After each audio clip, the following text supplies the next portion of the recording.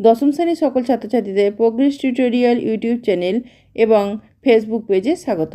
আমাদের আজকের আলোচনার বিষয় হলো কবি শঙ্খ ঘোষের লেখা আয় আরো বেদে বেদে থাকি বাংলা কবিতার সংক্ষিপ্ত প্রশ্ন উত্তর। আজ দ্বিতীয় পর্ব। প্রথম প্রশ্নটি দেখো, আমরাও তবে এইভাবে এই মুহূর্তে মরে যাব নাকি? মন্তব্যটি তাৎপর্য বিশ্লেষণ করো। উত্তর, উদ্ধৃতাংশটি কবি শঙ্খ ঘোষ রচিত আয় আরো বেদে বেদে থাকি কবিতা থেকে গৃহীত হয়েছে। সামাজিক, রাজনৈতিক, অর্থনৈতিক অরাজকতা, অসহিষ্ণুতা, সাম্রাজ্যবাদ ও ক্ষমতায়নের রাজনীতি সমগ্র পৃথিবী জুড়ে চিন্তা, চেতনা, মানবিকতা, বিবেককে ধ্বংসস্তূপের ওপর দাঁড় করিয়েছে।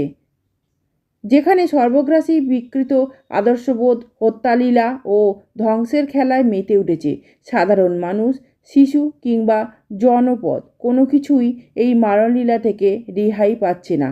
ফলে এই পরিস্থিতিতে মানব সভ্যতার অস্তিত্ব সংকটের মুখে দাঁড়িয়েছে।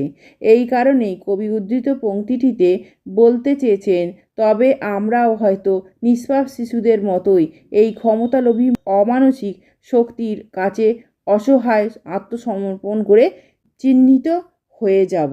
আজকের ভিডিও এই পর্যন্ত। ধন্যবাদ।